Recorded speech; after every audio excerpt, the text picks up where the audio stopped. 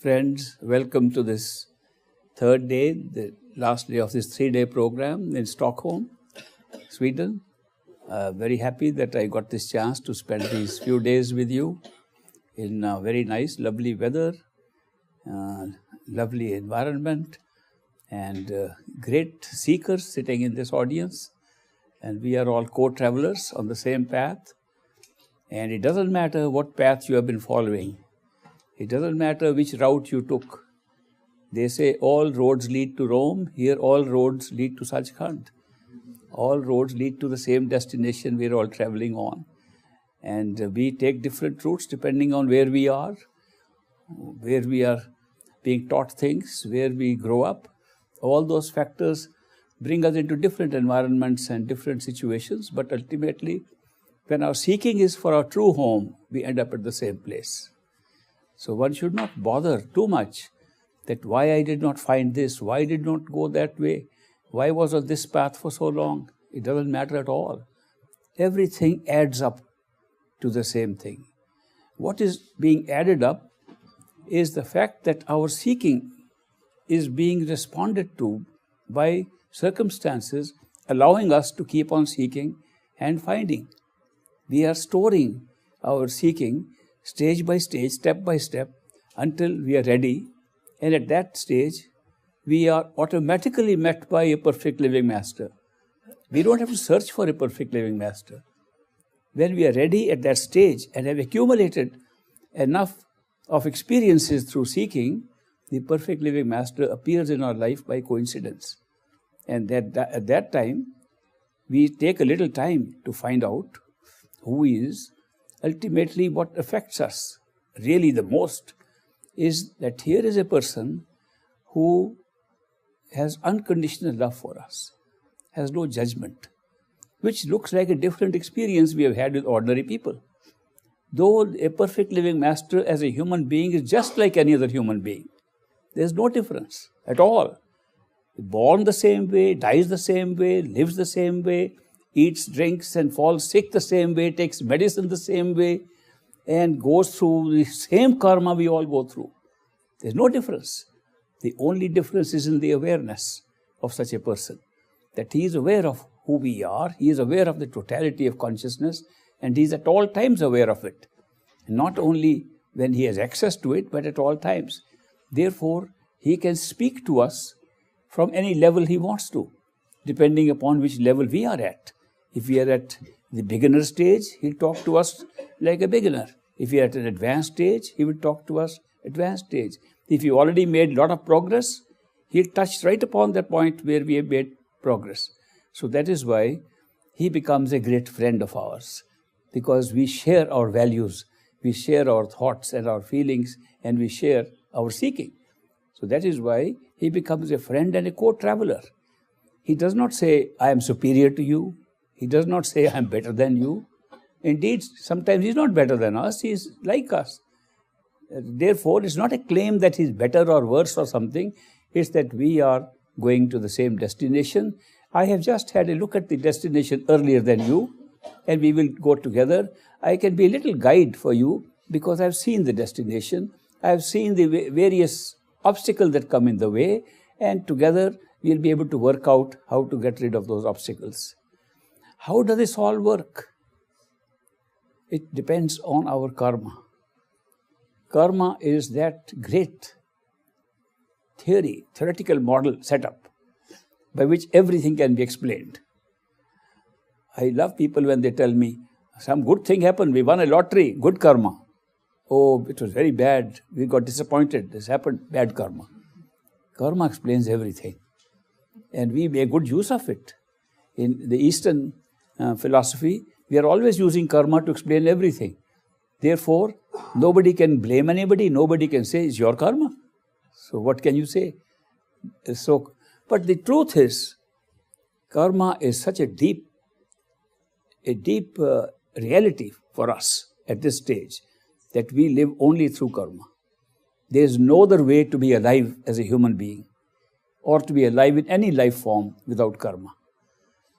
Again, remembering Krishna, Lord Krishna, who is worshipped as the incarnation of Lord Vishnu, the god of sustenance in Hindu mythology, when he was a child, he was taking care of cows. He was a cowherd. And he used to go out, take the cows out, feed them, and bring them back at home. And he had a friend who used to go with him, a little boy named Udo. So he used to talk to Udo on the way. And one day he said, Udo, you cannot understand the nature of karma. Karma is something that does not spare anybody. And then he pointed out to an ant that was crawling around. He says, Udo, do you see this ant crawling? He says, yes, I do. This ant has once been Brahma, the creator of this universe. This ant has another time been Indra, one of the large heavens in the astral plane, and has governed that. Today, he's an ant because of the law of karma. Karma does not spare those who have reached that level. Karma does not spare anybody, no matter how high you have gone in the three worlds which are governed by the mind and the negative power we call Kal or time. So long as we are in this grip of time, grip of Kal, the negative power is time here holding us down. And so long as we are in the grip of this, there is no way of escaping. Because the law of karma postulates that if you do something good, you will be rewarded. And if you do something bad, you are punished. And who makes it up? Our own conscience. It's so perfect.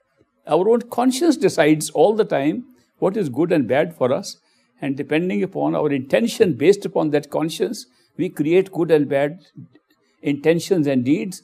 And therefore, we follow and get the results of punishment and reward.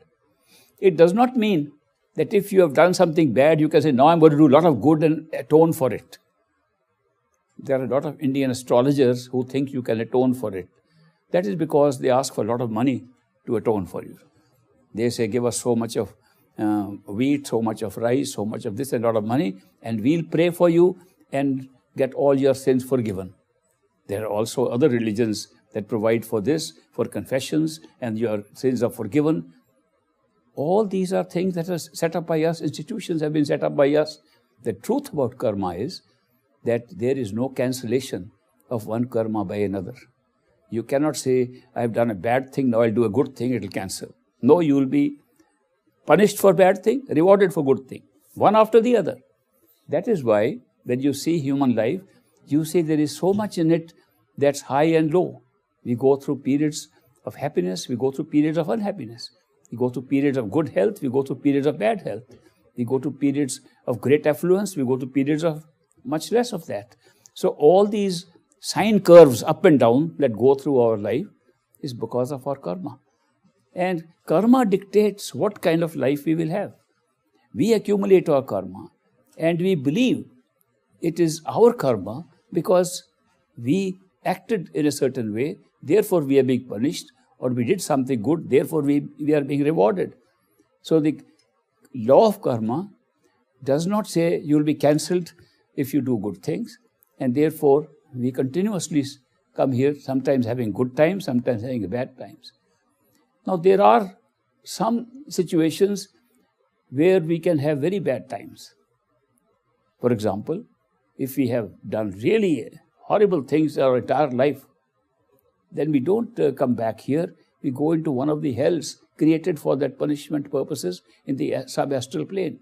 The astral plane has two lower and higher levels, and all these are within the lower level of our astral plane. That means when you withdraw your consciousness from this body, your attention from the body, you go into that plane, you can see all the heavens and hells out there.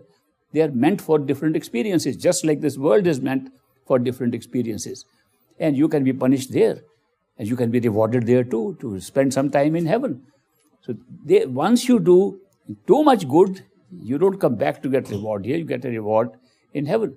You do too much bad, you go there for spending some time in hell. So these are, some people of course don't want to go there, they make life hell or heaven right here. So in this very life, people can make life hell or heaven. And that is also a way of punishment and reward through the law of karma.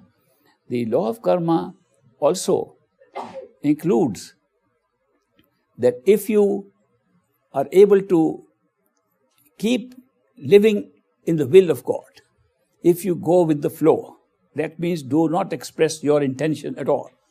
Say, whatever the circumstances tell me, I will do. Whatever I believe is God's will, He has placed in front of me, I will do. By doing that, you create no karma.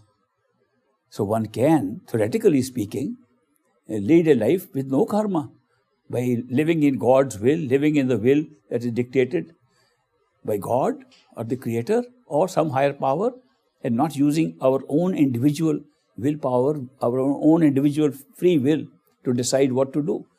But if you decide to have a karma-free life like that, there is plenty of reserved karma in our sinchit, in our reserve, and we can pull out enough for this to make another life. The advantage of an initiation by a perfect living master, one of the biggest advantages from the point of view of law of karma is that when you are initiated by a perfect living master, he destroys at that very moment your entire reservoir of sinchit. Therefore, that can never be used. No accumulation of old karma can be used to create a new life for you. Therefore, if any second life has to come after this one, it will only be based upon the karma you create in this life. And if you are leading a life of living in the will of God, in the will of circumstances around you, you don't come back again at all.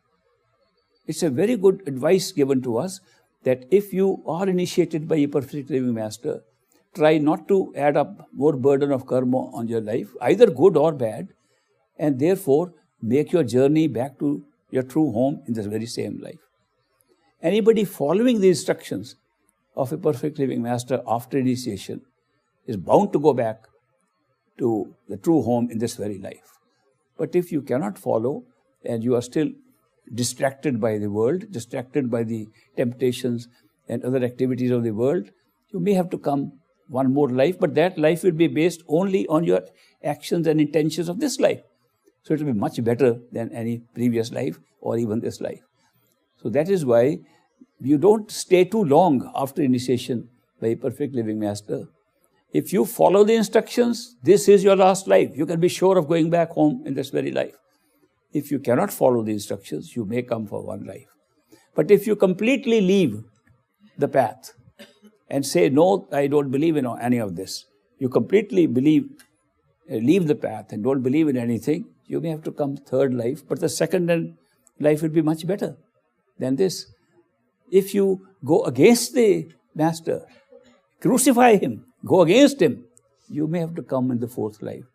Nobody will go beyond the fourth life after initiation by a perfect living master. So this is a very, in terms of the law of karma, where we are bound down here for millions of lifetimes, for ages after ages, it's a big event to be initiated by a perfect living master and to get this kind of advantage, which we only discover when we go within and find out what did we get. People ask me, how do we know we got initiated by a master? Were we really initiated? Because we don't feel like that. We don't feel we got anything. Well, you can never feel and know something. You have to go within and find out if you're initiated. Initiation does not take place here. Initiation takes place at the third eye center behind the eyes, and it takes place at a place where you're going to meet the master, who after initiation is always waiting to see you there. So therefore, if you want to be sure, are you initiated? Go within and check it out. It's not a matter of blind faith at all. On this path of the great master that I am talking about, there is no room for blind faith at all. That you do not have to have any belief in anything. It does not also mean that you should reject something because you haven't seen it yourself. Somebody else says, I have seen it. Would you like to see it? I don't believe in it. Well, how do you know? You don't believe in it because you haven't tested it out. Therefore, it is not necessary to believe anything anybody says till you see it yourself. That's requirement on this path, that you only proceed with your faith, with your belief system, based upon your own personal experience. Personal experience adds up gradually, slowly and slowly. But there are two ways of judging progress on this path. One, are you feeling less angry day by day? Are you feeling less attached and yet more loving to people? Are you feeling that you are not so greedy about things as you were? Are you feeling that you are not so lustful as you were before? Are you feeling you are not so egoistic or haughty as before?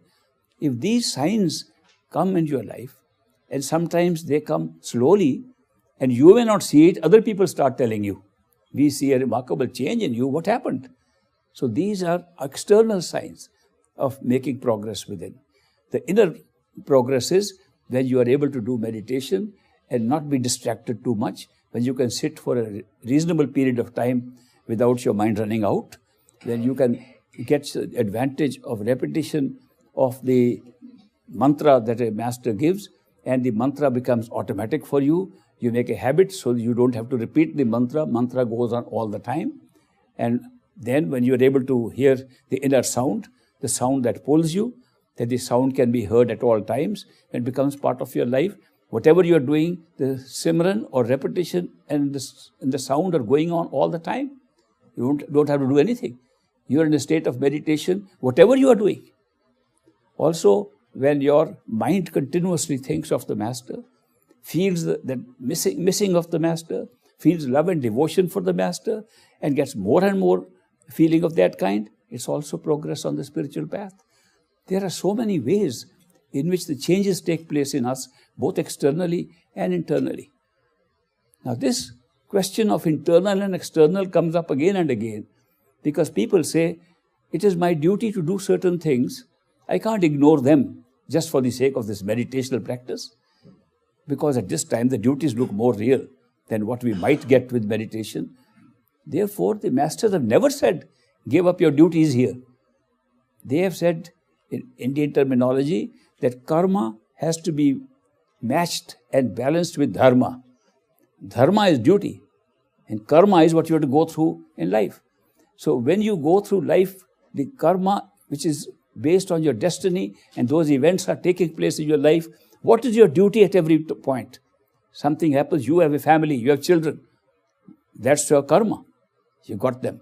What is your dharma? To take care of them. You have a job to do, and the job has been given to you to make an earning. That's the job clearly in your life. Then what is your duty? To do it well. Do it as skillfully as possible. Therefore, there is a balance between karma and dharma. There's a balance between the events that take place in our life and what our duty is, how to perform them. So karma is a very deep philosophy. It explains a lot of things. It explains many facts of life and also gives us direction, how to handle it.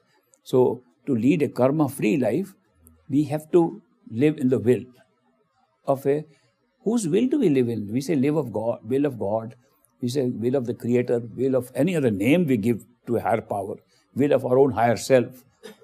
We want to separate ourselves from the will in which we have to live. Ultimately, it's our own will.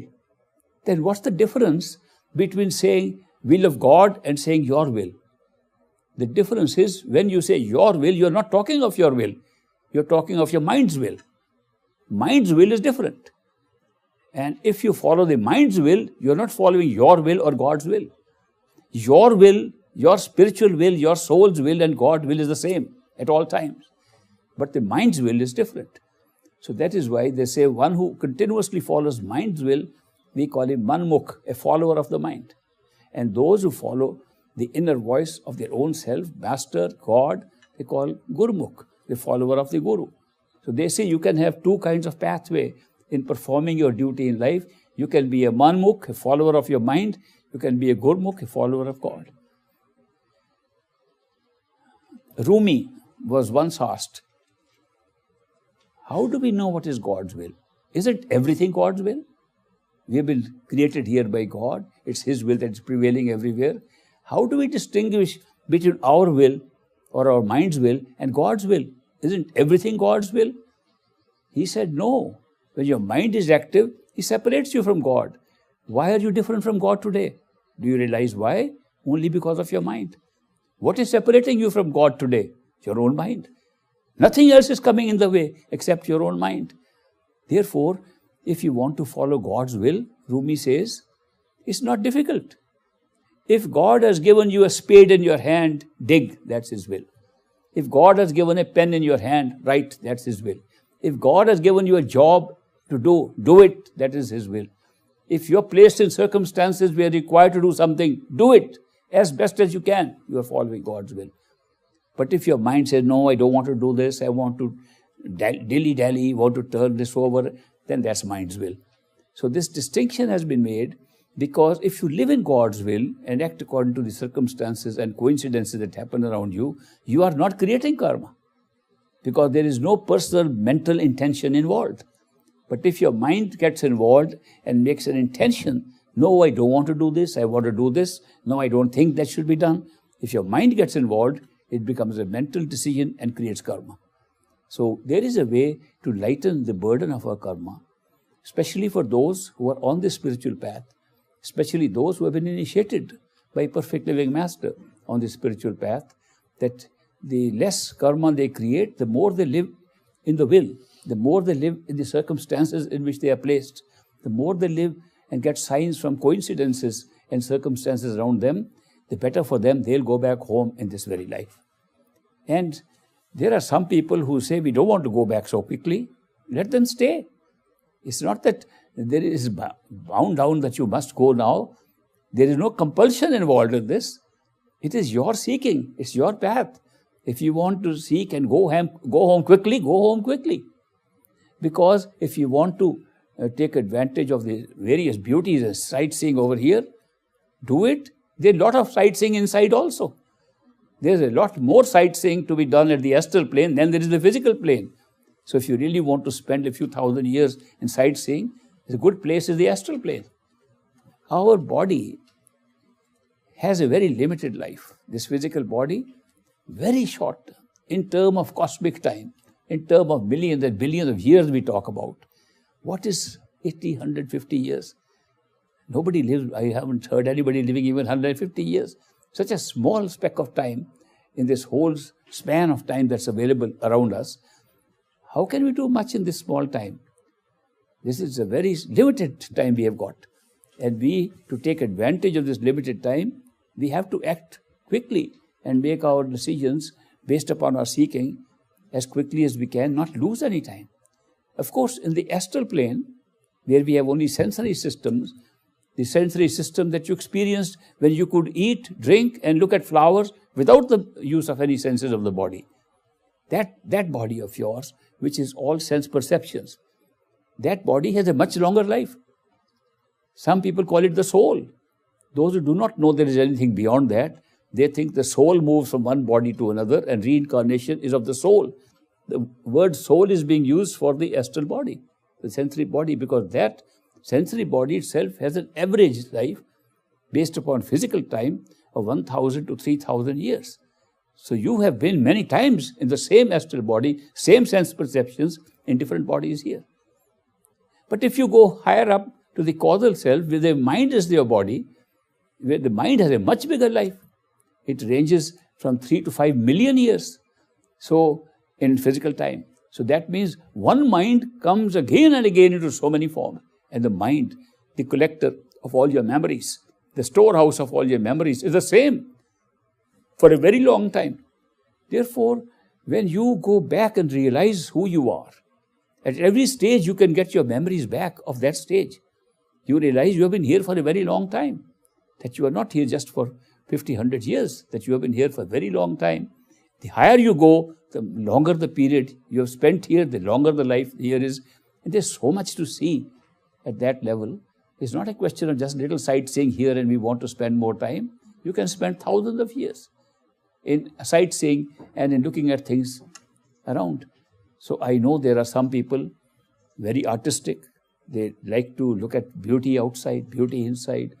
They stay for a long time in the astral plane. What happens to the initiates who want to spend a little time there? The master always stays with them so long as they like to stay. Master, after initiation, never leaves a disciple who has been initiated by that master. That form of the master remains no matter how long it takes.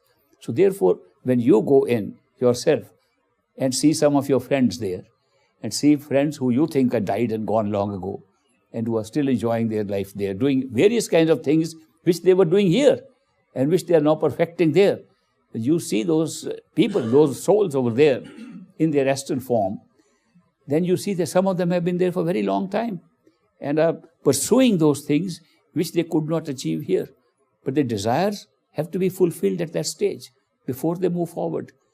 So therefore, they are fulfilling some of the desires there, but they had to move out from here because they were not interested in this world of greater duality than that world is, and therefore, you can meet them staying for long periods. Karma can be created only when you have an experience of free will, when you have an intention to decide between options available to you. Karma is never created any other way. Just by having events in life, you don't create karma. You pay off karma. Karma can be created only in human life with human intention. It can be paid off in several ways. It can be paid off in human life. It can be paid off in 8.4 species of life, starting from the plants right up to insects, animals, mammals. And it can also be paid off in the astral world. It can also be paid off as angels and gods. It can be paid off right up to Trikuti, up to the causal stage. Now imagine a human being in a short span can create so much karma that there is so much room to pay off. This means how active our minds have become. Our minds are active, continuously expressing intention. Even if they don't lead to action, the intention itself is creating the karma. And we keep on storing it, and then the payoff is long, and we can pay off all over. There are, of course, ways, as I said, initiation by a perfect living master who initiates because he is constantly in all the regions, including his true home. When he initiates, he does not initiate as a human being sitting with us. He initiates from the true home itself, to which we belong also. But we are unaware. He puts the pathway to that awareness in us at that time. When he does that, when he initiates, the Sinchit karma is gone, karma becomes very limited, and it becomes so easy for us to go. From his point of view, he has cleared so much hurdle in front of us. The second way to clear is through meditation. Meditation also clears up karma. The third is to be in the company of a master. That clears up karma. In one of the poems from the Sikh scripture, Guru Granth Sahib, which I like, and which says, Jo mange, some of you might have heard that, soi wo deve, but then in the third stanza it says, Kant laye avgun sab mete. If he gives you a hug, he cuts off so much of your karma and so much of the negativity in you that you remove a lot of karma at that time. So therefore, there are several ways in which this karma, a huge chunk of karma, is being removed from our life, and therefore life becomes easier. The effect can be felt within this life. It's not that we have to wait. It's not religion. The spiritual path, the Sant Mat, is not religion at all. It does not have the same do's and don'ts that religions have. The only do is go within. And it applies to all religions. It applies to everybody. It does not exclude anybody. All humanity is open to do it. There's no restriction of which group you belong to. There are no groups in the pure Sant Mat. We human beings start making groups of them. There are no groups, there are no societies, there's nothing. It's open to all human beings. And without regard to nationality, color of the skin, gender, age, it doesn't matter. The gift has been placed within us as human beings. It's a gift given by the Creator. It's a part of the system of creation and a part of how to get out of it. It's not reserved for anybody special. There is nobody special on this path. We are all special. Nor is God not equally placed in all of us, nor is reality placed unequally amongst us. We are all equally endowed, equally blessed in this matter. So don't mistake this path to be a religion. Because sometimes people tell me, oh, I used to be a Christian, but now I'm a Radha Swami. I didn't know Radha Swami is a new religion. Maybe I used to be that, but now I follow this path. So I changed my religion to the path of masters. I didn't know they start regarding it as religion. But that is how quickly we try to make a path, which is a pure experimental path to discover yourself. And open to everybody, we make it into a religion. Oh, I go to satsang regularly. I go to listen to discourse every Sunday. Previously, I used to go to mass in the church. Now I go here. It's just a substitution for religion. That's not the purpose at all. You don't have to change religion. You don't have to make any change except follow the advice of your own religion. What does it say? Go within. The kingdom of God is within you. The entire truth is within you. Go within and find out. Where is religion in that statement? No, all religions use it. But then they ultimately start saying, well, we need and this particular thing, we can pray for you, we can make a building for you, we can do this for you. All external things come up, and the truth of going within our own temple, our own body, is lost. So religion deviates like that from spirituality. But the law of karma requires that we forget about these divisions which we have made. The law of karma says we are all equal. And we will find we are so equal, we don't even know today. Our bodies are different. Our sense perceptions are different. Our minds are different. Our souls are not different at all. There's no difference in the soul. Every soul is the same. It's the same unit of consciousness that's embedded into these bodies and has different karma, different life, and different events happening in their life. So when we reach our spiritual self, we find we were all the same. There was no difference. And if you go a little higher, you find not only we were the same, we were one. And the whole experience is taking place within that one. Amazing thing is that this is all possible to achieve, to realize. It's not something to learn. It is something to realize within yourself. It's something to actually go within and experience it. It can be done. Nothing is coming in the way except our own mind. Nothing comes in the way except our own questions and our thinking. Oh, can I do it? Should I do it? Not do it? Is this the way? Is that the way? It's our own mind coming in the way. There's nothing else coming in the way. Nobody else is stopping us. It's not an external fight at all. It's a fight with our own mind. There's no obstruction to our path except our own mind. When we can learn how to give instructions to our own mind, when we can learn to be master of our mind, all the obstructions disappear. And we have a smooth journey back to our true home. That's why the law of karma contains within itself the opportunity to have this human life, and in human life to have the seeking and seeking to go back. We programmed it. We did a good job. We programmed that when we are ready, we should be able to get out. And what's the method? Because otherwise there is no way to get out of this cycle where we get trapped every time we come. With the use of our mind, identification with our mind, we are thinking that is us. The mind is us. We get more attached, more desires, more attached in things outside, and we can't get rid of it. So the arrangement we have made is, let somebody come in our life at the right time and be a friend, be a guide, be one that we can feel something connected to, where we can speak soul to soul, not mind to mind, not language to language, but soul to soul, where we can feel so deep that there is a connection here that we can follow, and that person should have our awareness of our true home and share in such a way that we become co-travelers and go back home. Programmed very well. And are also because of a lot of karma that we go through. When we pick up our DVDs from the Akashic records, we make sure that that is at the end because we were seekers. This universe has been set up in such a strange way to give it permanence. The soul is permanent, immortal. It is never born, never dies, because it's beyond time. Time was created to put this experience in, and before time, soul was still there. So therefore, it's immortal. Our totality is immortal. The word, the sound we are talking of is immortal. It was never created, will never die. These things are immortal, sitting right in front of us, right here. All the rest is just created for time. All the rest of the universes are created within a certain time. They come, they are sustained, and they go back, and they're dissolved, and they're finished.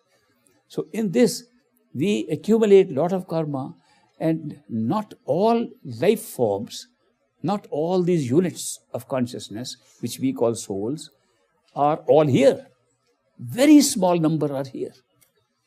And very small numbers circulate into this physical world and have a physical free will and the ability to go back. The rest of them are all spread out in different forms of creation. Bulk of them, most of them, the many created from the one, are in their true home right now. They never left the home. They are enjoying the bliss of being many in one. That's a great joy. They are experiencing love because they are many in one. There's no better place to love than that. No better place to have bliss than that. So they are in a blissful state.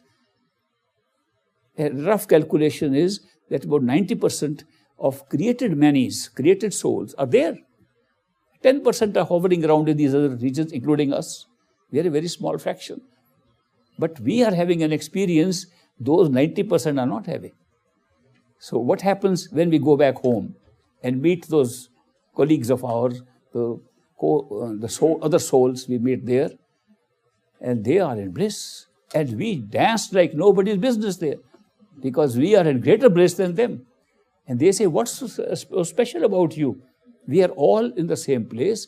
We are all living in Sachkhand, our true home. How are you jumping so high and feeling so much better than us? And we tell them, you don't know what you're missing. Because they've never seen this side. They don't know what it is. Therefore, one of the big purpose of creation, the very, very fundamental purpose of creation was to give an opposite experience, to appreciate our true state where we are always immortal, much better than us. Therefore, this word is very important, appreciation. We are created to appreciate. Appreciate what? Our own state. And therefore, appreciation is a key word to explain why we are here. To appreciate our own state. Some people say, we pray to God and ask for so many things. God, give us this. God, take care of this. God, take care of our problem. We don't ever say, God, what do you want from us? Hardly ever somebody says, God, I've been praying for so many things from you all my life.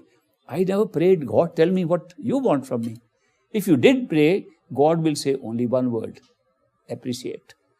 Appreciate what I've given you. Appreciation is all they want. We go to masters and say, Master, help us with this thing. Go and check with the master and ask him, Master, we have been always asking things from you. What do you want from us? He'll say one word, appreciation of what you got. Just your love is enough gift for me. Your love and devotion is the best gift I can get. You can't give anything better than that. So this is a different relationship than we are used to in our physical life here. So the karmic patterns in which we are living here, they are so designed that within karma, we can work out our way back. When the karma is great, that's what they say, that when the karma is great, then we meet a perfect living master. It itself is the greatest karma to be able to see a perfect living master. And it's the greatest of all karma to be initiated by a perfect living master. So that's how they explain it. Very happy now to take up some of the questions that you wrote and placed in a box. I don't know if many of you know that George Bernard Shaw was a very witty English writer. And Churchill was a very strong prime minister at that time. They both were living together. Their wit was something like this. George Bernard Shaw wrote to Churchill, Dear friend, I am having my performance of my play today, and you are invited to come, and you can bring a friend if you have any. Churchill replied, I'm sorry I can't attend your play today, but I'll certainly attend tomorrow if there is any. Dear Ishwar, what to do about physical ailments or bodily pain that result distracting during meditation? Thank you. We get our physical ailments, illnesses, bodily pains and aches, all from our own karma. And they come at all times, including when we meditate. If we are sick, it's difficult to meditate. If you're healthy, it is easier to meditate. So it's good to maintain your health as best as you can in order to be better meditators also. And what to do with that? take something like aspirin.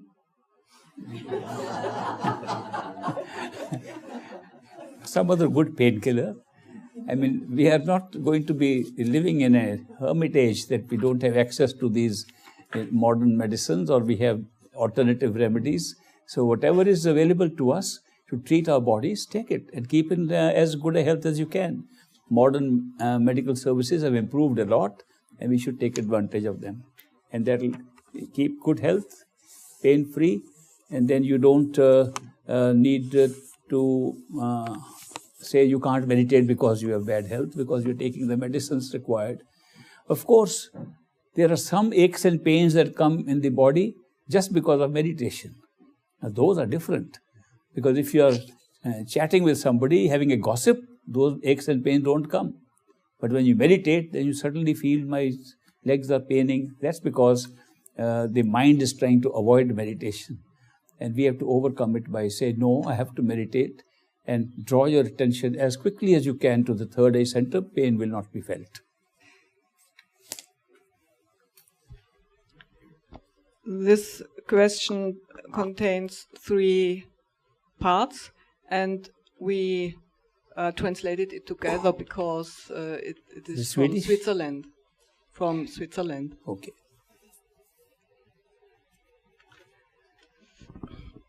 Does a perfect living master exist on earth, and where is he? How can I really directly, without deviations, return to God? I had some masters in my life, and I nearly didn't proceed. Is a spiritual teacher or master really needed to proceed? The first part of the question is, do perfect living masters exist on this earth? Yes. Not one, there could be more than one, but one always. Has always there been one on this earth. But there are sometimes more, but not too many. The maximum that ever have been 7, 8, not more than that, at one time on this planet. Because they come when you have exhausted the journey up to certain points with other masters, and they come for the final lap when you want to go to your true home, and they are always there. And they come in your life when you are ready to proceed to that level.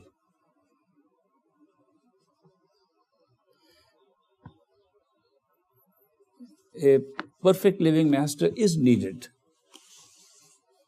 in order to go beyond the mind.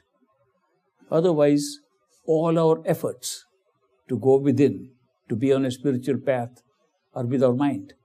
And the mind does not go beyond the mental regions. And therefore, you can sometimes go with partial help, with your own strong willpower to some levels. But nobody has ever crossed the mental levels without a perfect living master, a master who is operating from beyond the mind.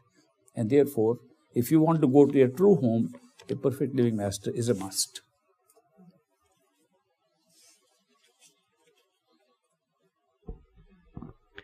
Dear Ishwar, how can one disidentify with or become free from emotions?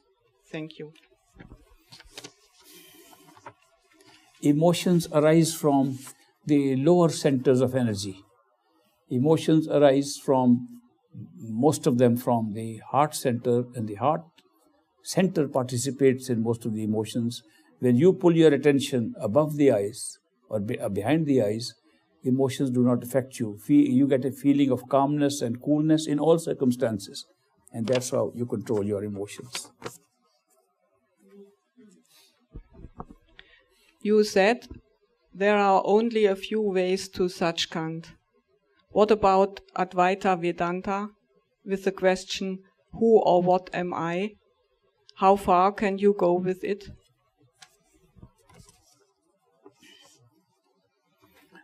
Advaita Vedanta means non-duality. A Vedanta, a truth, a searching of truth without duality, is actually searching for the truth of our own self beyond the mind. Because everything within the mind is in duality. So we can find our true self with the help of one who has already gone there. And when you ask this question, who am I? That's the basic question to ask. And in trying to find out who am I, we find the answer. But when you try to say, who am I? Automatically your question goes into, am I my body? Am I my sense perception through which I see? Am I my mind that is thinking? Or am I more than that? So this question leads you to prepare yourself. If somebody is constantly asking this question to himself or herself, a perfect living master will appear in that person's life and take you back. So this question is very fundamental. And you can go as far as you like if you pursue your seeking with that question. There was a man, he came to a saint's house and began to knock outside. The master said, Who are you? No answer. He knocked again. He said, tell me, who are you? Knocking at my door. No answer. He knocked again. He said, why don't you tell me who you are? He said, if I knew that, I wouldn't knock at your door.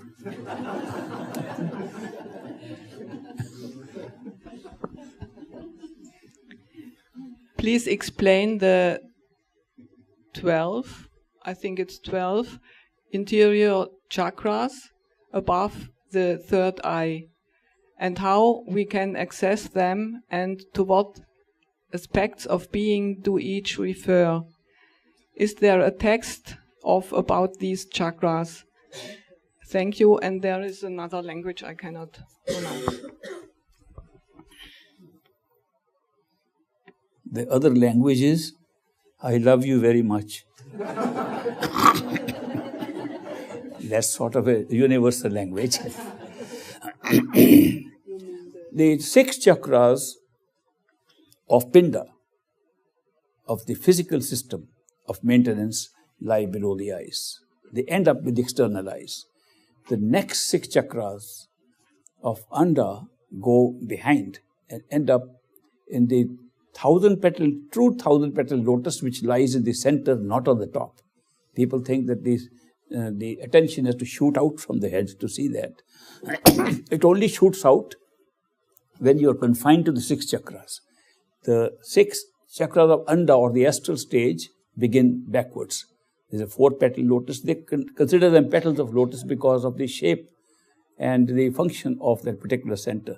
So those centers keep on going to the center. Then the remaining 6 chakras of Brahmanda and Sachkhanda, because Sachkhanda does not have any physical chakras, but it can be accessed from the chakras within the head. These are merely notional points in the human body. By putting attention there, we get these experiences. It does not mean that they are really points, as real chakras sitting there. They are just associated with these different points in the body. The 12 chakras that are behind us, of the Anda and of Brahmanda and then of Sachkhanda, are actually inside and above. And you progress on that. When you take your attention in, it will move from one point to another and give you those experiences. I love you too. How many perfect living masters are there on earth at the same time? Are they aware of each other? Do they have the same mantras for initiating? As I said earlier, there's at least one, always, and there can be as many. In this age, there are more. As the Iron Age comes, the more masters come, because the distractions for seekers are more. There are more problems for seekers, and therefore the negativity is pulling the seekers more here, so more masters appear to help those seekers. So there can be as many as 7 or 8, as I mentioned. And in this age, there are several. And the perfect living masters know each other because they are coming from the same source. And their real form is the same. Only their bodily form is different. And they can use any mantra. They don't have to use the same mantra. There are those who are in a different language and they use mantra of that language. So different mantras are being used and all are equally effective if empowered by a perfect living master. It's not the words that matter. It's the empowerment those words are given at initiation by a master that makes them effective. Meeting a perfect living master face to face has an impact on you. How is that possible? when you meet a master face to face, you get two benefits. First, you have the darshan. Looking at the face of a master means darshan. And if the master is looking at you face to face, you are getting drishti. And the value of these is very high. Darshan guarantees that you are a seeker and you'll go back home at some point in time. Drishti means you'll get initiated within the next 4 lifetimes. And then from then, it will be another 4 lifetimes maximum, you go back home. So there's great benefit. In fact, when my father got initiated from great master, and he found out the value of just looking at a master, he said, the only service I want to do to my friends is to bring them in front of the master. Now you can go home. I have done my duty. Because you have seen the master, and now I think you got what you wanted to get. So that's the value of darshan. Of course, there's an old story about darshan, and that is about a muni, a Narad Muni. Munis are yogis of a certain height, and they are called munis. Rishis, munis, yogis. So rishis and munis are categories slightly higher than ordinary yogis. So there was a very famous muni in India called Narad Muni. He used to go from house to house, telling stories to people, begging for alms, and he was well known as a great muni, and people respected him. One day, the muni was walking in a village, and he saw a master has come, and all the people are running to have his darshan. He said, what are you running for? Oh, master has come, we are going to have his darshan. He said, what is the value of darshan? Now, he was a muni. He was able to manifest Brahma, the Lord of creation, in his meditation. He was his Isht, he was his idol in worship. So he went into meditation and asked his God, Brahmaji, why are these people running around to just have a look at a man and they call it darshan? What is the significance of it? And Brahma told him in his meditation, oh, that's a good question, Narad Muni. You go to the nearby village, there is a pond there, water pond, and in that there is a snake with his head up like this. Go and ask that question from the snake and he'll give you an answer. So Narad Muni went to that pond and he saw there was a pond and there was a snake. So he said, Mr. Snake, can you tell me what is the benefit of having darshan, just looking at a man? And the snake looked at him, dropped his head and died. He was very sorry for the snake, never got the answer. So he went back to Brahma in his meditation. He said, Brahmaji, what happened? I went according to your instructions, asked the question from the snake died. Oh, I'm sorry to hear that, Brahmaji said. Now you go to a village about far away. Just walk there and you will find there is a man with a parrot, a pet parrot in his cage. Go and ask that parrot, he'll give you the answer. So Narad Muni traveled all those days to go to the house of a man. He said, is there a man with a parrot here? Yes, there is a retail store manager. He has a parrot in his cage. He said, can I have darshan of that parrot? He said, Narad Muni, the parrot must be very lucky to have your darshan. So he says, I want to talk to the parrot a little privately. So he goes and says, Mr. Parrot, what is the advantage of having darshan of a perfect living master? People run and go for darshan. The parrot looked at him, dropped his head and died. He said, this is a terrible, tragic situation. I ask a question and they die. Bewildered by this, he went back to Brahmaji. He said, Brahmaji, what is going on? You sent me to the snake died. You sent me to the parrot died. Now, what is the answer to my question? What is the advantage of darshan?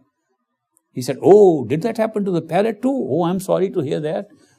But now you go to another kingdom and you have to travel a lot of time, but go there and you will find that the king there in that kingdom, his wife, the queen, has just given birth to a baby boy. Go and ask this question from the baby boy. Now he was trembling inside. Such a thing is happening to this snake and parrot. What will happen to the baby boy? But Brahmaji's instructions he had to carry out. So he traveled all the way to that kingdom and he met the king, and the king was very pleased. Narad Muniji, you come to my kingdom. I am very happy. He says, has the queen given birth to a baby boy? Yes, Master, yes, Narad Muni. He just gave birth to a baby boy. He says, can I have a look at the baby boy? Oh yes, that's a great blessing for a baby boy to see Narad Muni, to have your darshan. So he said, but I want to see the baby boy in little privacy, you see, so that nobody is around to see what happens. He was so afraid. He went in and the baby infant was there. And he said, Mr. Baby Boy, what is the value of looking at the darshan and looking at the face of a person they call masters? And the baby boy spoke. He said, Narad Muni, I am the same parrot that you saw in the cage. And I am the same snake that you saw in the pond. You are not a perfect living master. You are not even a second grade master, just a Muni. But your darshan, looking at you, made me change my life from a snake to a parrot. Second time I saw you, I turned into a human being. This is the advantage of looking at you. The advantage of looking at a perfect living master is 1,000 times more. That's how Narad Muni got his answer about darshan. So the advantage of darshan is exactly that it takes care of, it wipes out so much of the pattern of our karma that we get marked, as it were, we get marked to go back home. So this is a big advantage. And drishti is even more powerful than that.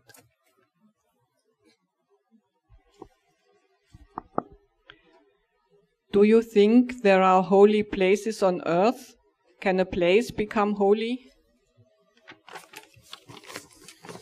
All the places where perfect living masters have stepped and walked and sat are holy places, because we associate with them. We associate those places with them and we think of them, therefore they are holy. But the holiest of holy place is right behind our eyes inside. Nothing to match that as the holiest place. I can meditate with special help from music. What do you think of that?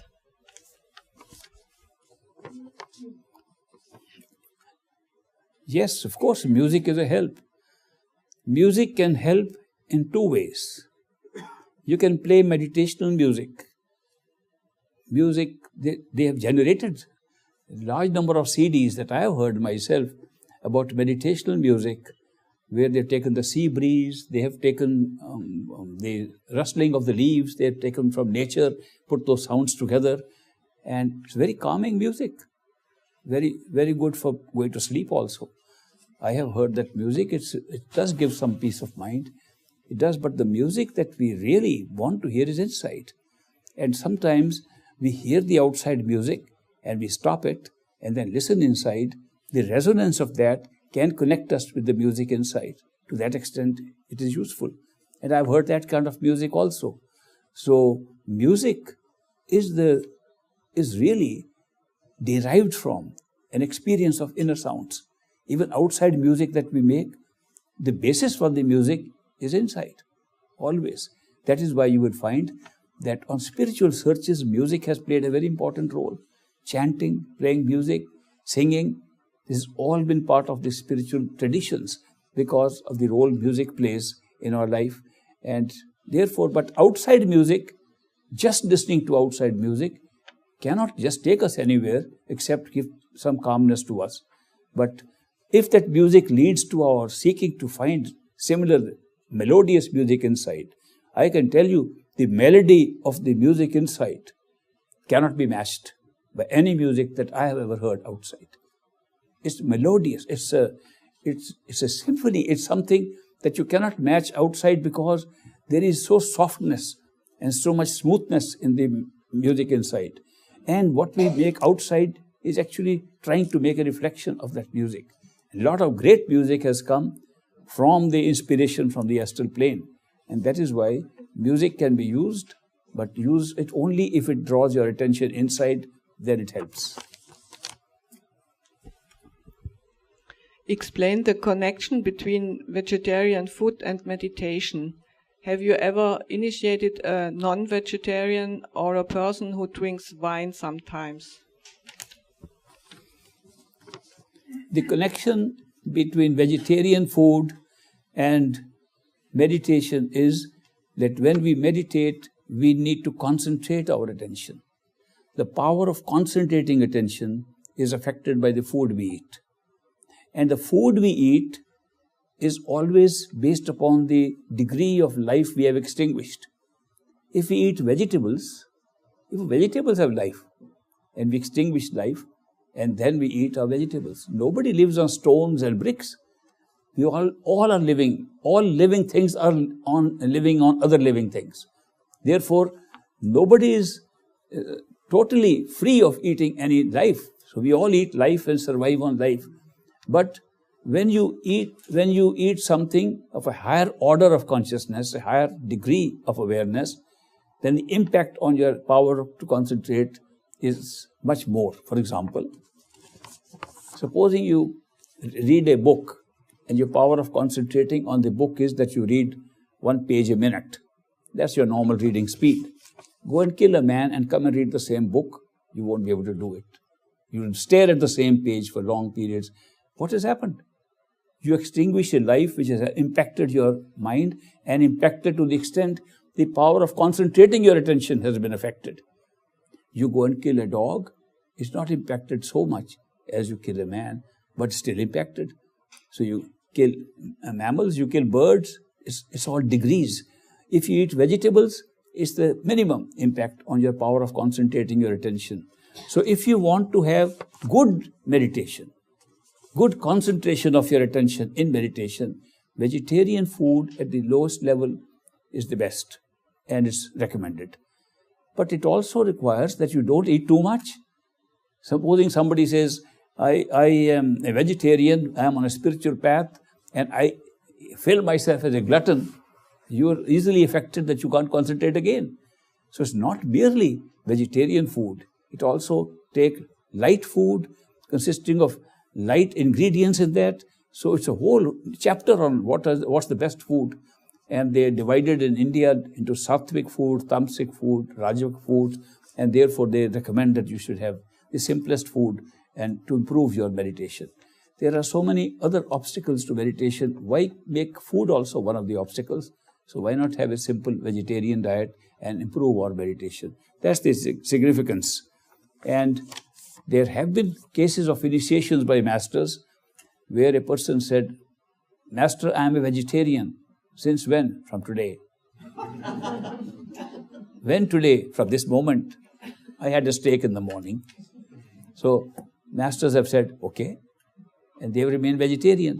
There was one instance, I remember, with great master. A man said, Master, there's one thing I can't do. I can't give up my meat and eggs. You keep on telling that it's necessary to have vegetarian food. I just can't do that. But I want initiation very badly. I am a seeker. Why should you connect diet so much with seeking? My seeking is so strong. What is the importance of diet in that case? Master said, okay, I'll initiate you on one condition. Don't eat in front of me. He said, yes, certainly. When he tried to eat, Master appeared. He was a vegetarian the rest of his life. Okay.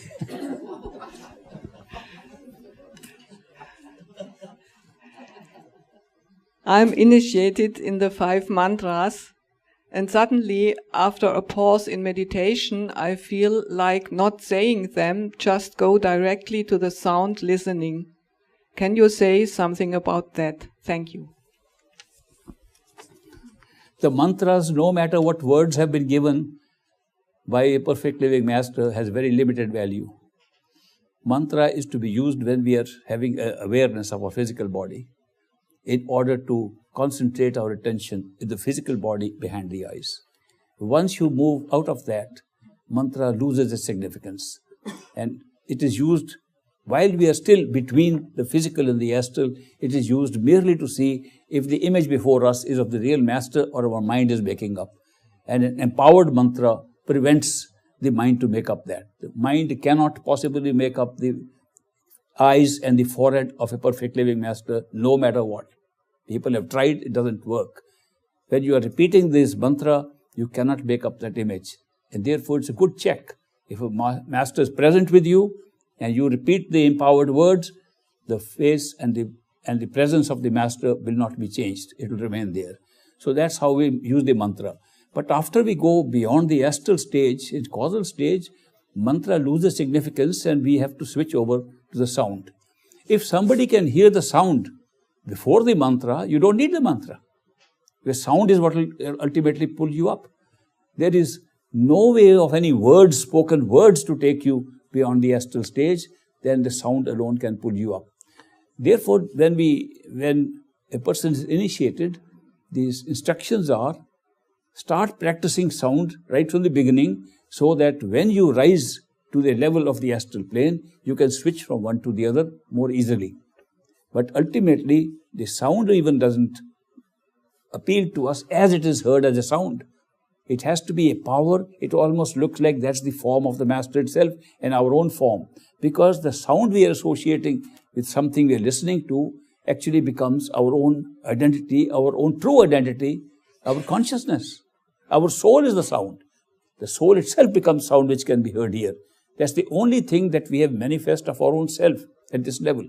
So there is a role for repetition of words, the mantra, to go to the first stage.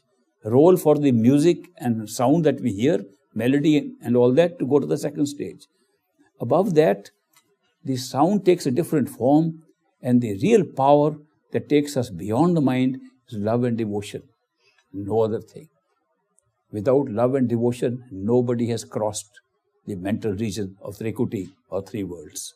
So that is why, if you are hearing the sound and it's pulling you, mantra has little significance for you. If you've been initiated in the 5 mantras and not sure it was from the right person, what to do? Thank you. If you are not sure about the master, then wait. And when perfect living master will come into your life, the unconditional love of that will draw you in such a way that your doubts will also start disappearing. And even if you have doubts, the pull in your soul will be so strong that it will overcome your doubts and your fears that might have prevented you from following anybody else. Therefore, the right master always comes if we keep our seeking alive, especially when we are not sure. So if you are not sure, keep seeking within yourself, not outside. You don't have to search. The master has to search you. The master has to come to you by coincidences. And you can know what coincidence is. Coincidence is things happening against the laws of probability. It's not likely suddenly you meet somebody. Somebody tells you something. You read a book and find something. It's an unusual event, and we call it a coincidence. The good feature about coincidence is that if you have an intuitive gut feeling, the gut feeling matches the coincidence outside. That means there's an external evidence and there's internal evidence. External is a coincidence, internal is intuition. Very often, the intuition comes like this: I want to see something, I know there's something out there. You go driving on your car and a sign, totally unrelated. It is selling garments, selling bread, something, and there's one word of that which relates to what you are thinking. You say, how did that come up? That's a coincidence. And then your gut feeling was earlier, I wanted to go there, and it's matched by a coincidence. When these things happen, you find that there are so many clues that are coming across us, which we follow. We will be right in front of a perfect living master. Very good question. The answer is given in my YouTube talks.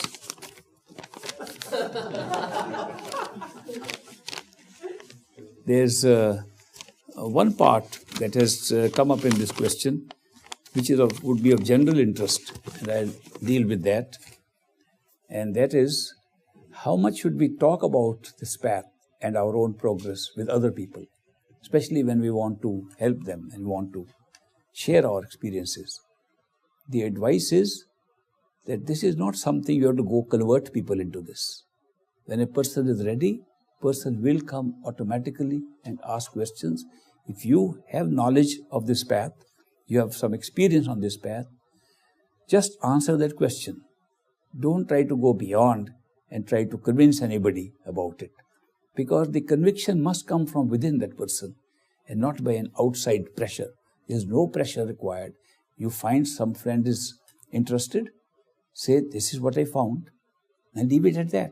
If he asks another question, Answer the question to the best of your ability, but don't have to start sharing, I got this, I got that. It only boosts your ego, and then your own meditation is affected by that. Therefore, share up to a point where you are comfortable. You are just answering a question of a seeker, of an inquirer. But don't go beyond. It's not a religion where you do convert people into this. The person who has to come for this automatically appears in your life. And when he asks a question, just answer that question as best as you can. And very personal experiences that you have had internally, they should not be shared, because sharing those tries to reduce the speed of your getting more of those experiences later on in your own meditation. Regarding karma, you told this morning, 1. We can only live in this world due to our karma. 2. Only human being is creating karma. 3. Animal is only paying off karma, but does not create karma. Question: as animal is not creating karma and cannot live without karma, how did they receive their karma? Did all came as humans first?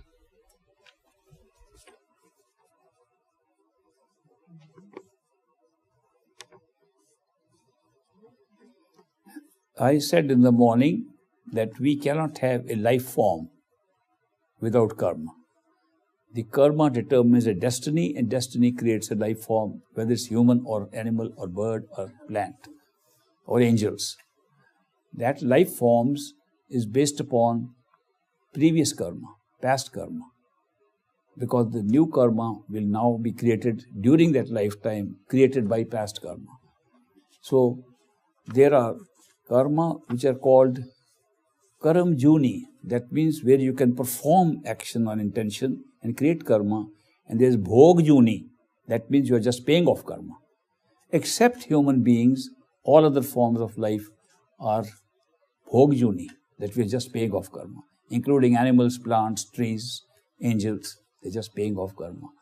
As human beings, we create karma. So you have stated very correctly in this question, in this answer given first to the question. Question comes after the answer.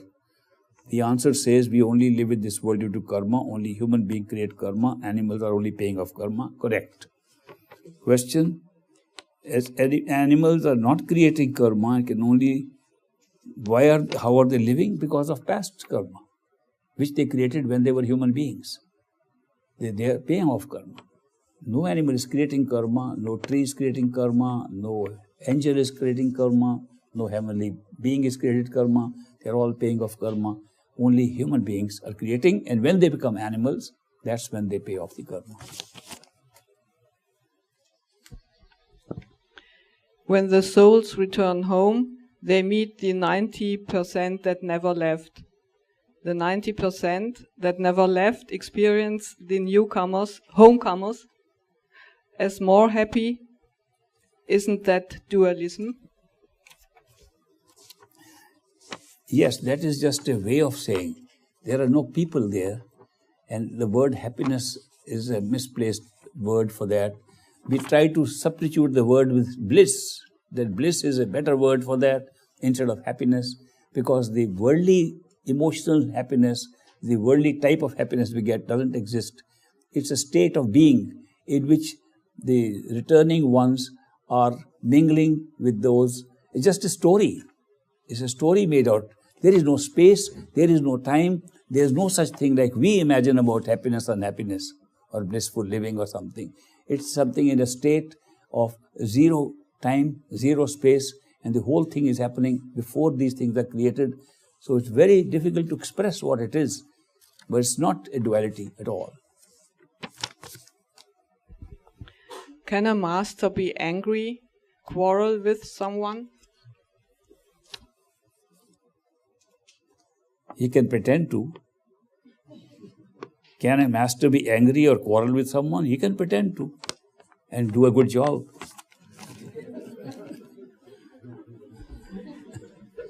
If we meet people, can be children, relatives, who are very angry, feel very disappointed. How can we help best? How do we meet silence? I think there are so many things about parenting that we have different views on. There's so many people leave their children to cry, that they need to cry. This is improving their lungs and they can be in torture, and we are doing a good job for parenting. Some people say, no, children should always be with you, should be spoilt, and they turn out to be spoilt brats when they grow up. So the parenting has been a very big issue, what we should do. My recommendation is that always treat a child with love and affection. Understand his point of view as if you are his or her age, and then understand and deal with this. Instead of trying to dominate the child because you are grown up and the child is not. Take the child to be at the same level as yourself, deal with that, and child will have a beautiful growth. Dear Master, please, what do you mean with devotion to the Master? Devotion to the Master means responding to the love that you get from a Master. It's automatic. You automatically feel, now I see a lot of love and devotion in this group. Some of you feel that too. So can you really define it? It's not defined into one particular way of expressing devotion. Nor can you say there's one particular way of expressing your love. It comes naturally. It's a feeling so deep inside. It's a soul-to-soul connection. Love and devotion are soul-to-soul connection. Love is what attracts devotion. Devotion is a response to that love. It is not particular act or particular behavior. It is something that is felt within ourselves. Can you say something more about our true home? Our true home is so beautiful, so wonderful. I can tell stories. I can't describe it, but I can tell stories. I can make a lot of stories too, because there's no other way to describe it. There was one mystic, we call him Swamiji, Seth Shiv Dayal Singh from Agra, where the Radha Swami movement started. Seth Shiv Dayal Singh used to say, that place is so wonderful. There are tall trees, several miles high, all laden with diamonds and rubies and jewels. And everybody, most of his meetings were attended by women, by the way, because of what he said. But these are just descriptions to tell you it's a unique place, it's different, it's our home. We feel we belong there. We don't feel we have come anywhere. We belong there. And the beauty is, we are there now. Just lost the awareness. We lost the awareness. We never went anywhere. There's no other place to go. What we think are places to go have been created right there. And when we get our awareness back, we are back home. It doesn't mean that we have traveled anywhere. We just traveled in our awareness and opened up our eyes. That's where we were. We woken up.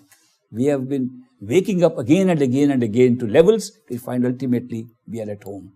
And that feels so good. Even a little reflection of that is here. When we go back home, we say, thank God we are back home. After a strenuous journey outside, that's just a comparison with the state there, because we belong there. Not only that, there we realize that our true form is totality of consciousness. We are one. There was never any division. We created division for experience only. We created mind only for experience. And you can imagine if there was no mind, there was no division, you were one, and we can experience one and many within that one, how would you feel? That's the nature of our true home. When love is the only healing power, why do in the presence of the Master not all people getting healed?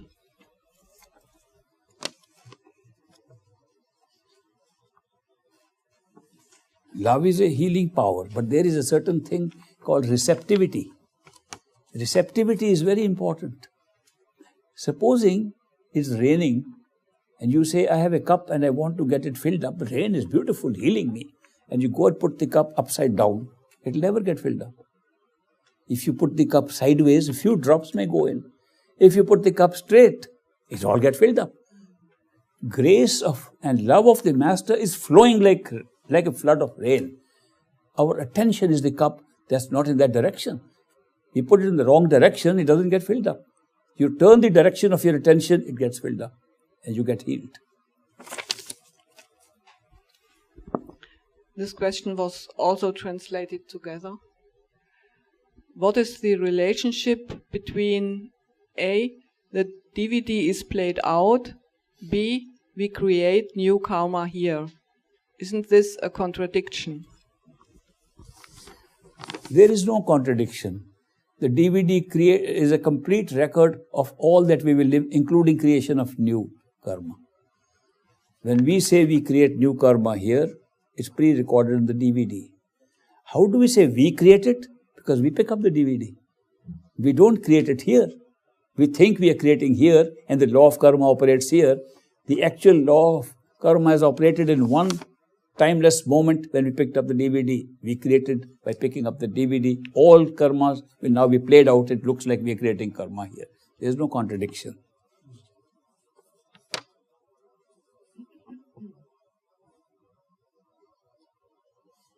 That's it. What do you think of Osho? He has many disciples and worshippers in Western countries. Have you met him? Yes, I have met him more than once. And I do not make any comment on any master anywhere because that's not my job, not my role, and I'm not involved in this. I have respect for all masters. I can only say masters take you up to the stage where they have themselves gone. No master can take you beyond where the master himself has realized his own status. I do not comment upon anybody's status. If you're lucky, you meet one master, more masters, and it's your own fortune, how you process yourself through the meeting with masters, stepping from one to the other. But if your seeking goes on, no matter which master you have met, and it does not depend on what the big following of a master is. It does not depend. You can't judge a master from his following. You can't judge a master from his eloquent speech. You can't judge a master from his books. You can only judge a master from your own personal experience of the unconditional love and how far he can take you. A perfect living master takes you to a true home, and there are lots of masters who take you to intermediate stages, but they're all doing their own jobs. And that job is a continuation of what you get from the perfect living master because they are preparing you for the perfect living master. How do I know if someone I can see is real, soul, or only a projection of my mind?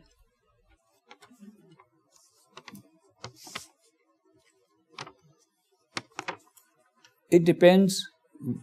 The question is, how do I know if someone I could see is real or only a projection of my mind? All are real. When we are here, all are real. You can't know who's a projection of your mind and who's not, because our reality is based upon the level of consciousness we are in.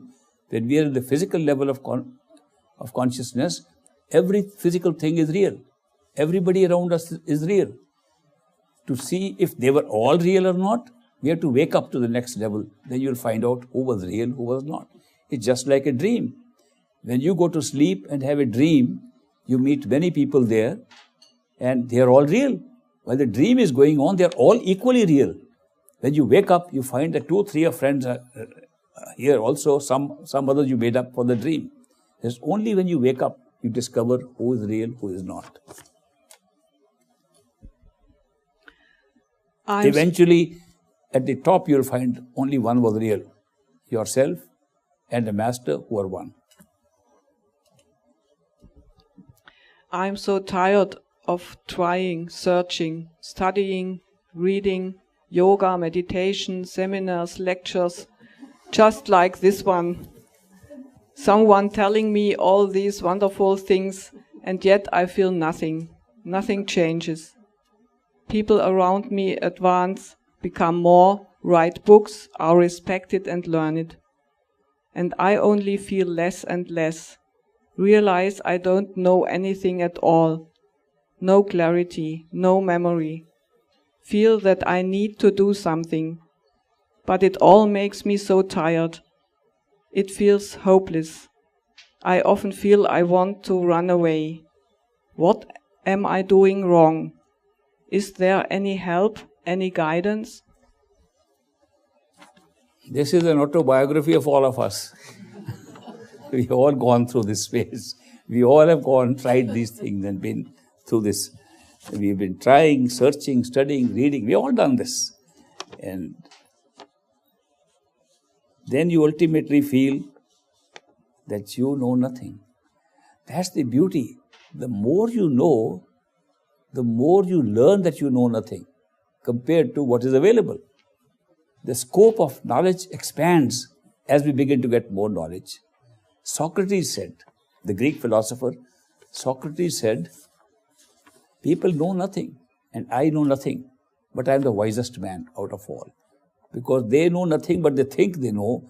I know nothing and I know nothing. Therefore, I am the wisest. So this idea of knowledge and knowing expands when we find that we are so confined to the little bit that we see around us and take it as real. We have no idea how this reality is being created. We have no idea who we are. We are continuously mistaking our covers to be ourselves. So therefore, the very basis of our awareness and knowledge is not leading to any real knowledge. The real knowledge comes when we pierce through all these covers and discover what we thought was ourselves was not ourselves. That knowledge comes only when we go to our true home, then you're fully aware of everything. So true knowledge comes from there and comes through the help of a perfect living master. I don't know any other way. Somebody else can find a way to go to the true home without perfect living master. I would be willing to learn that too. But I know that beyond the mind, it's not possible except to be in the company of one who at the same time as a human being knowing us is actually talking from the true home. If he is talking from true home at all times, such a person can take us to a true home.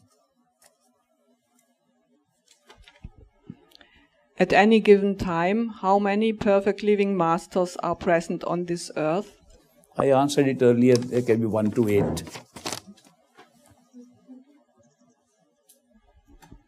What is the difference between Surat and Nirat?